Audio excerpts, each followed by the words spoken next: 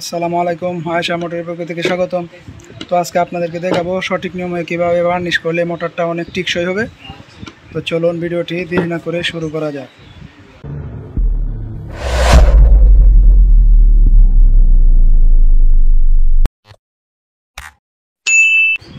তো আবারও চলে আসলাম মিনিটের পর। আজকে আপনাদেরকে 1500 ওয়াট একটি মোটর বার্নিশ করে দেখাবো। অনেকে বলে মোটরগুলো গরম হয়ে যায়, সে বিষয়টা চিন্তা করে আপনাদের সামনে ভিডিওটা নিয়ে আসা। তো এখনও যারা আমার চ্যানেলটি সাবস্ক্রাইব করেন নাই, অবশ্যই চ্যানেলটি সাবস্ক্রাইব করে রাখবেন।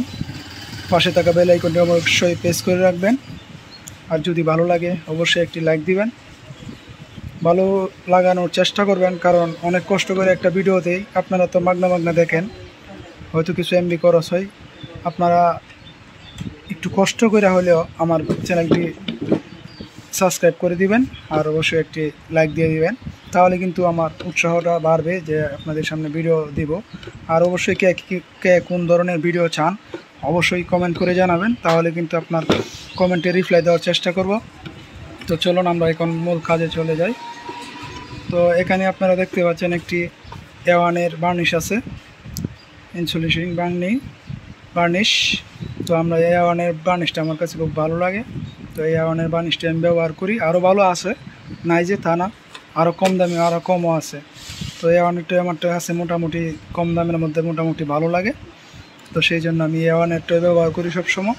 তো এখানে অবশ্যই দেখতে পাচ্ছেন একটি বার্নিশের জার আছে, এখানে একটা স্পিডের বোতল আছে। বা স্পিডের বোতল দিয়ে কি করবেন, স্পিডের বোতল দিয়ে আমি এটার থেকে এটার মধ্যে একটু কমায় নিব। এখানে দেখতে পাচ্ছেন স্পিডের বোতল আমি এটার থেকে একটু কমায় ভরে নেন, এটা সিধু করে রাখতে দিচ্ছে আগে।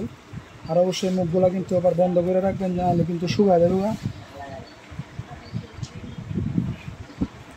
মানুষটা অবশ্যই জাক্কা দিয়ে নেবেন, কারণ এটা হয়ে থাকে অনেক সময় কেমিক্যালটা নিচে। কে কোথা থেকে ভিডিওটা দেখছেন অবশ্যই একটি কমেন্ট করে জানাবেন। আর এখনও যারা আমার চ্যানেলটি সাবস্ক্রাইব করেন না অবশ্যই চ্যানেলটি সাবস্ক্রাইব করে দেবেন।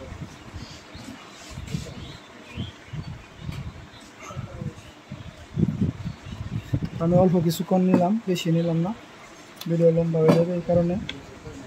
তো এখন আমি আবার মুখটা নিয়ে লাগাই নিলাম। তো দেখুন আমি কীভাবে বার্নিশটা করি। অবশ্যই বার্নিশটা দেখুন একটু ধীরে ধীরে চতুর্পাশ দিয়ে যাতে এক সমানভাবে করে সেই দিকে অবশ্যই লক্ষ্য রাখবেন।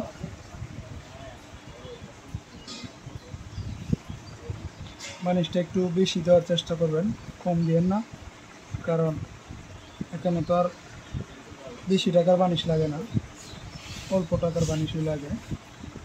এই জন্য ত্রিকোণতা করার কোনো প্রয়োজন নাই। একটু ভালো করে চতুর্পাশ দিয়ে যাতে এক মিলে পরে সেই সিস্টেমে বার্নিশগুলো দিবেন।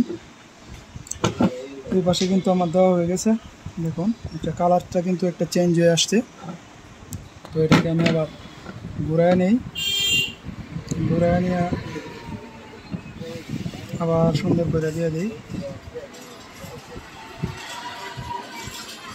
বার্নিশ দিলে কি উপকার হয়, বার্নিশ দিলে উপকার হয় আপনার ধরেন যে তারগুলো দেখুন লুজ আছে, এই লুজটা কিন্তু আর থাকবে না, একবারে টাইট হয়ে যাবে। টাইট হওয়ার কারণে আপনার ভাইব্রেশন করবে না, মোটরে কোনো সাউন্ড করবে না।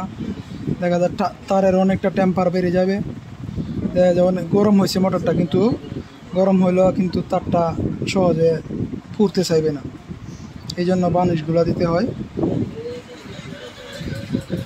বার্নিশ না দিলে যে মোটর চলবে না তা না, বার্নিশটা দিলে আসলে ভালো হয়।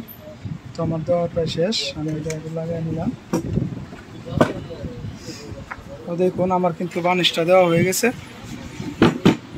বাইরের ফসল লাগিয়া ক্যামেরাটা ক্লিয়ার হইতেছে না।